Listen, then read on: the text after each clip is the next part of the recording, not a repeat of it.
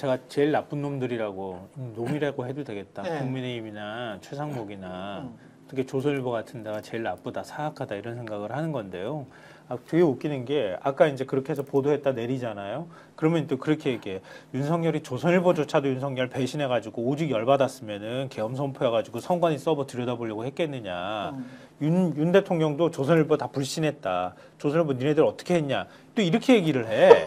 그러면서 또 그 얘기를 또 믿어 또 거꾸로 또 그렇게 내리면 그걸 또 모르는 것도 아니야. 그리고 최근에 조선일보 보면은 계속 이런 거에 밑밥 던져주듯이 계속 논리들을 만들어주는 작업을 하는 거예요. 그러니까 전형적으로 난 그래도 보수요, 나를 떠나지 마시오 이런 메시지 주면서 지들이 또 뭔가 하려고 해. 그러니까 저도 황당했던 게 뭐냐면 제가 TV조선에 갑자기 저를 불러서 그래요? 초기에요. 네. 계속 방송을 나가는데 개혁 때? 그죠. 네. 근데 이제 그때 갑자기 한 변호사, 보수 패널 변호사가 네. 법조계 다수의 의견은 내란이 아니다. 이렇게 얘기해서 말도 그래요? 안 되는 소리 하지 말아라. 내란이 아니라는 얘기가 왜 법조계 다수라는 얘기가 증거가 있냐라고 네. 제가 막 화를 냈어요. 네. 저랬더니 방송 4개가 다 잘렸어요. 한꺼번에. 제가 그 얘기를 했다라는 이유로. 그러니까 이런 논리인 거예요. 그러니까 예를 들면 자기가 하고 싶은 얘기를 계속 프레임을 만드는 건데 그 다음 나왔던 얘기가 윤상현. 고도의 통치이기 때문에 사법재판 대상이 아니다. 말도 안 되는 소리예요. 그렇죠. 대법원 이렇게 아니라고 분명히 얘기한 게 다 확정이 된 거니까. 그 다음에 공수처는 수사 권한이 없다라고 얘기해놓고 자기들이 지금 선임계를 내고 있어. 그렇죠. 수사 권한이 없다라고 하는 공수처한테 선임계를 내면서 그들하고 면담을 하고 있는 상황들이 벌어지고 있고 지금 무슨 얘기가 나오느냐? 형사기동대가 가는 건 문제가 많다.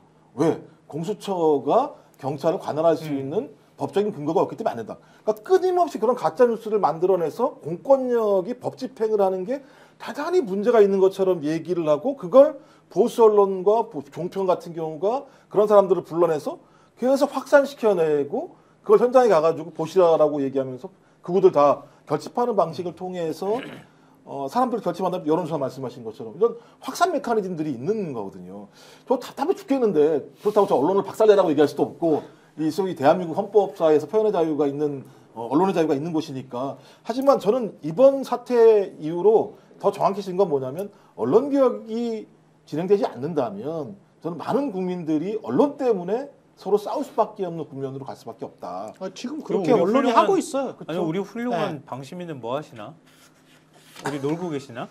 네? 네, 그동안에 진짜 그렇게 나쁜 언론들 많이 뭐 쥐잡듯했던 방시민은 왜 침묵을 지키고 계시나? 일단 팩트는 말씀드려야 되니까 이재명 대표가 뭐 신화통신 등 중국이랑 뭐 기자간담회를 연 게 아니고 외신 기자간담회를 했는데 미국, 영국이 6개, 일본이 9개가 왔네.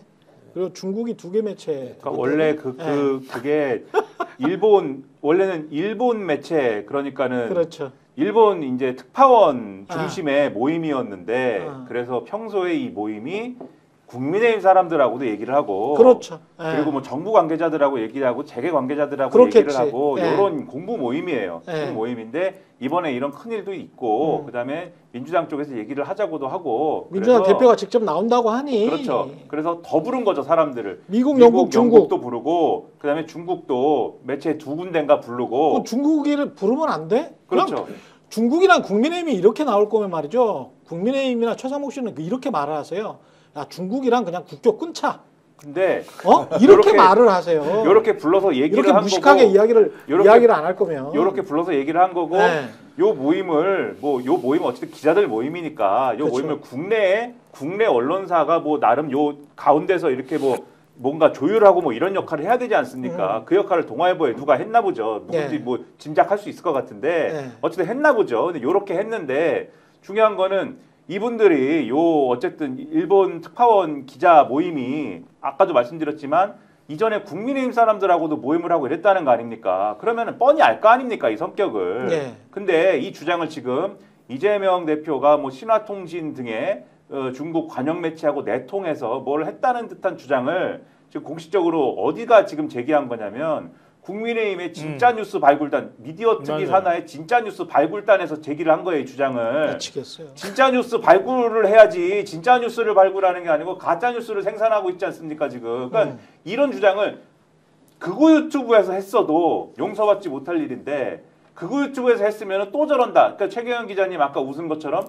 웃을 수 있어요, 그러면. 웃는다. 아, 이 참 한심하다. 근데 공식 당부가 당에 있는 그러니까. 공식 당부가 이런 주장을 또 꺼내가지고 보도 자료도 냈어. 그러니까 진짜 뉴스 발굴단이라고. 그리고 이제 여기에 관여하는 국회의원이 이상희 의원입니다. 이상희 의원도 제가 죄송하지만 과거에 어떤 인터넷 신문에 이름 걸어놓고 이렇게 활동하신 분이에요. 사실은. 그러니까 뭐 제가 아주 언론인 출신이라고 말씀을 안 드리는데 예. 그러신 분이에요. 그러면 이렇게 어떻게 이렇게 할 수가 있습니까? 그래서 아주 이거는 김민전 의원이 그 백골단 불러갖고 기자회견 한 거에 준하는 예. 그러한 만행이다라고 저는 봅니다. 그러니까 국민의힘은 지금 지도부는 일정하게 선 긋고 지도부는 최상목이나 아니면 국회 차원의 대응이나 이런 것들에 대해서 큰 틀에서만 얘기하고 그러면은 당 차원에서는 이렇게 하지 않는다고 하는 면피가 되잖아요. 예. 나머지 의원들이 이런 분위기를 조장하면서 관저에 가고 일종의 음모론을 계속 생산하는 역할들을 하고 그다음 일종의 미디어 투기 뭐 이런 데서는 보도자료 그치. 이런 이따위로 그러니까 역할 분담을 하고 있는 거예요. 네. 역할 분담을 하고 있고 제가 볼 때는 국민은 그 안에 카톡이든 뭐 텔레그램이든 어떤 방을 통해서 끊임없이 이런 것들을 유포하라고 하는 기본 전략이 있는 거다. 낫지요, 낫지. 근데 낫지예요. 이 사람들이 네. 이런 식으로 해도 국민들이 속지 않습니다. 그리고 이상희 국민의힘 특보가 뭐 보도자료 낸 것 중에 아니 이렇게 이제 무식한 사람들도 이제 국회의원들이 되니까 하기사 뭐 윤석열 같은 사람도 대통령이 됐으니까요. 이재명 대표의 대화 내용이 중국 정부에 전달될 우려가 있다. 자, 미국, 영국 6개, 일본 9개, 중국 2개 매체가 참석을 했는데 자, 우리가 이렇게 합리적으로 가정을 해봅시다. 만약 중국 매체 2개를 뺐어요. 그러면 빼고 미국, 영국, 일본만 참여를 했어요. 그리고 난 다음에 보도가 나왔어. 근데 그 보도 내용은 중국 정부에 전달이 안 됩니까? 무슨 말을 하는 거예요? 중국 특파원이 거기에서 이재명과 대화를 하고 문답을 하고 뭐를 하든지 간에 중국 정부에서 그 특파원들이 없어도 중국 정부는 충분히 한국 내 보도, 외신의 보도를 통해서 충분히 그 내용을 파악할 수 있겠죠. 이런 식으로 할 거면 이런 허무맹랑한 말을 할 거면 국교를 단절하시고요. 그다음에 중국과 인터넷망을 끊어버리세요. 예? 우리가 수출입을 한 18% 정도 중국이랑 아직도 하고 있는데 수출도 아예 하지 마. 예? 그리고 국가 경제를 완전히 내란 상황으로 만들어버려. 국민의힘이. 예? 그런 식으로 하면 되겠네. 무슨 이야기를 하는 거야? 이 지금. 미디어 특이라는 분들이 네. TV에 패널이 누가 나오냐 이거 검사해가지고 진짜 보수 나와야 된다, 가짜 보수 나오면 안 된다 이런 거 하시는 분들입니다. 참친 보수 뭐 이런 사람들이구나. 네, 그래서 김성환 평론가님 이런 분들 막 혼내주고 이런 분들이 이분들이 뭐 탄핵 집회를 중국인들이 선동한다고 얘기하는 그 집단들이니까 뭐 이런 분들이 노상원 씨한테 좀 없죠. 잡혀가가지고 말이죠. 케이블 타이에다가 야구방망이 좀 준비해가지고 예? 정신 개조를 받아야 되는 거 아닌가라는 극우적인 사고가 갑자기 들다가도 예? 그러니까 이게 나는 그렇게는 말할 수 없지라는 생각이 또 들어요. 그러니까 그걸 한꺼번에 해결할 수 있는 방법은 없으니까 일종의 이제 전체주의 사고에 물들어가고 있는 거잖아요. 그걸 누가 조장하고 있는 거고 그 조장하고 있는 사람들이 행동을 그렇게 못하도록 할 수 있는 방법이 뭘까? 이거 각계 전투로 굉장히 오랜 시간 동안 바로 잡아주지 않으면 이런 사고가 금방 사라지지 않을 거예요. 우리가 아무리 이렇게 얘기해도 아마 안 들을 거예요. 자기들끼리만 하고 싶은 얘기를 할 거니까. 근데 그러니까 그게 점점- 우리 사회가 예. 아니 그 사람들은 저는 계속 윤석열 안 소수- 뽑았지만 윤석열 뽑아가지고 네. 윤석열을 감당해야 되는 게 민주주의의 비효율성이기도 하단 말이에요. 그렇죠. 그러니까 이 사람들이 네. 사회 혼란을 조장하면 그걸 또 우리가 할부로 갚아야 되는 상황이 오는 거란 말이에요. 그러니까 이걸 어떻게 해야 될 것이냐, 이걸 어떻게 바로잡아야 될 것이냐, 이거는 굉장히 큰 우리 사회의 숙제가 되거나 부담이 될 거다. 이걸 어떻게 정리하는가가 매우 중요하다는 생각이 지난한 들어요. 길인 게요.